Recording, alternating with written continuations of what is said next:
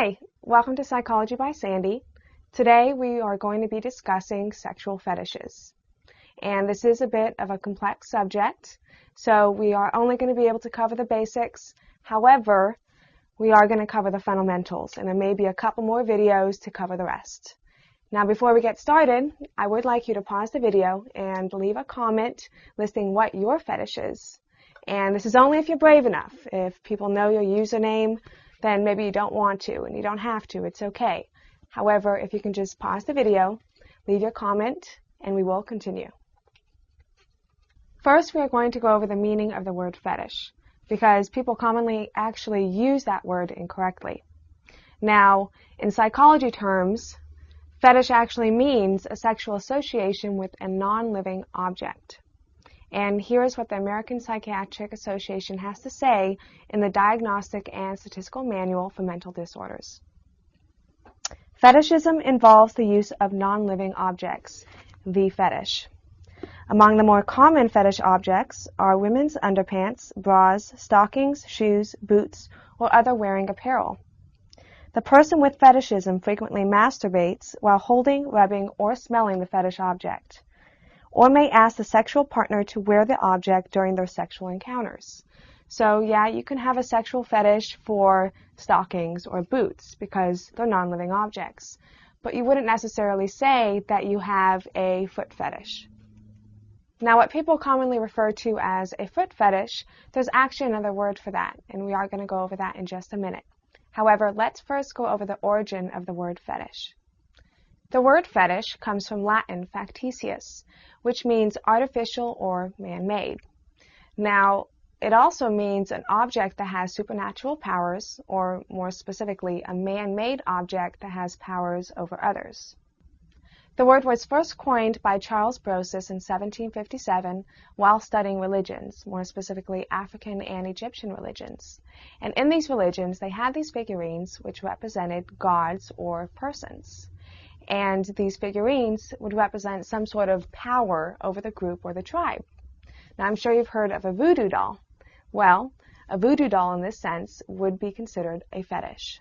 Over the years, the word fetish has been bastardized to mean an object that one has some sort of sexual association with. So what would you call a foot fetish, which is not technically a fetish? In psychology terms, this is called paraphilia.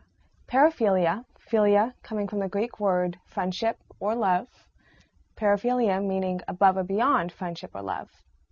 Now, in psychology terms, paraphilia means a sexual association with a non-sexual object, action, or thing.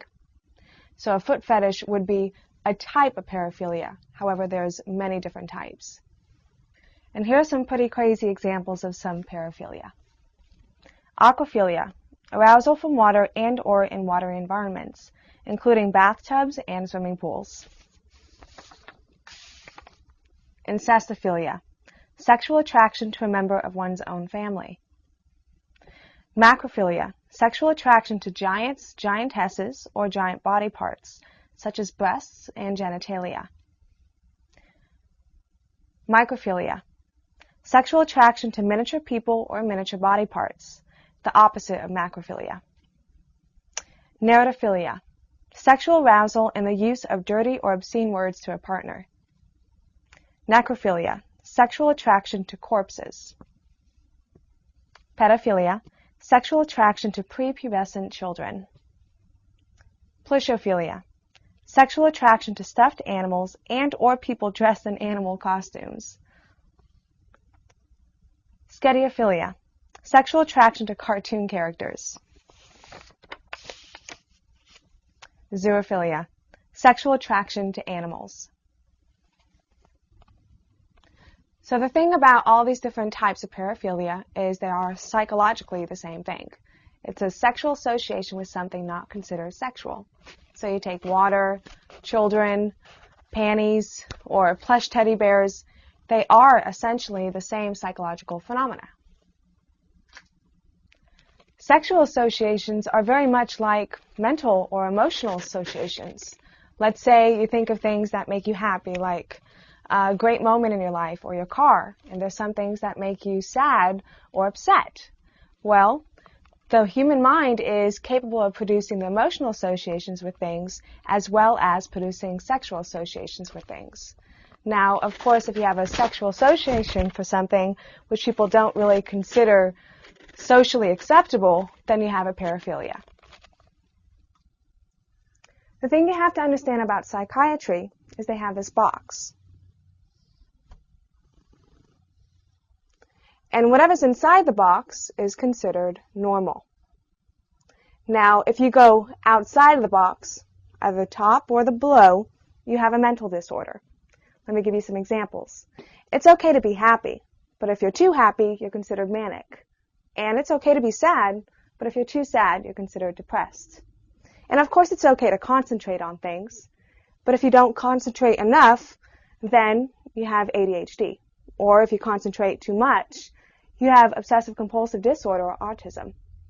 And of course, it's okay to love yourself, but if you love yourself too much, you have narcissistic personality disorder. And if you don't love yourself enough, you have inferiority complex. And of course, during the day, your emotions can vary.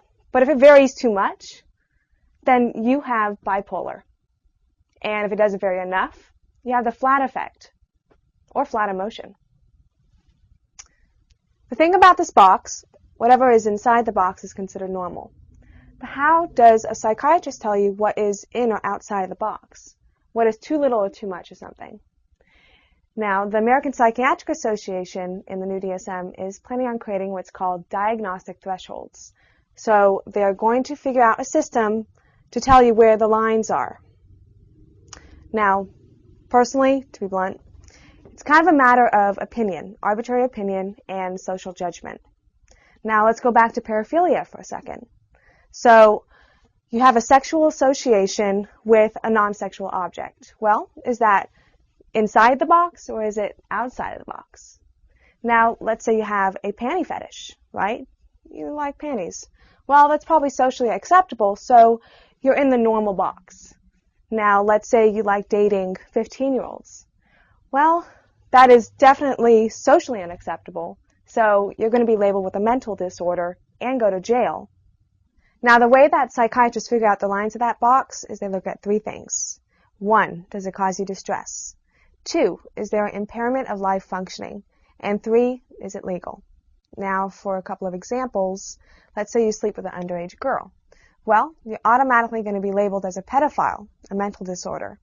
Or let's say they catch you with exhibitionism. Well, not only are you going to be criminally prosecuted, but they are going to automatically label you with the mental disorder exhibitionism. So those three things that psychiatrists base it upon, right? Distress, impairment of social function, or is it legal, don't have to be a disease. It can just be a moral problem. You know, it's a judgment. Is it right or is it wrong? Let me give you an example. Let's say you are turned on by teddy bears. Now, do you feel that it's right or wrong that you're turned on by teddy bears? Now, that can cause some distress, can it? Or let's take the case of you doing something illegal. Well, of course, it's going to cause a little bit of impairment of social function if you're thrown in jail for a couple of years.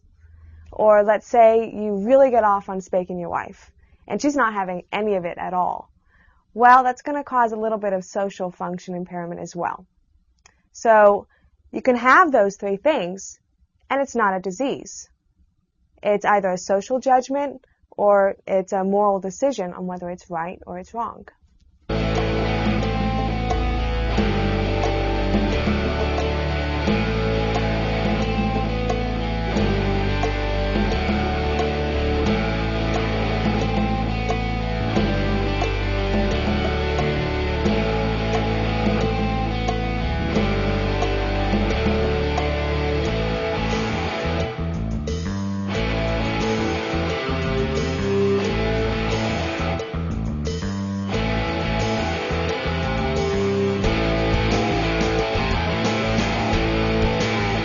In the next video, we are going to talk about how people develop fetishes or how paraphilia can be developed.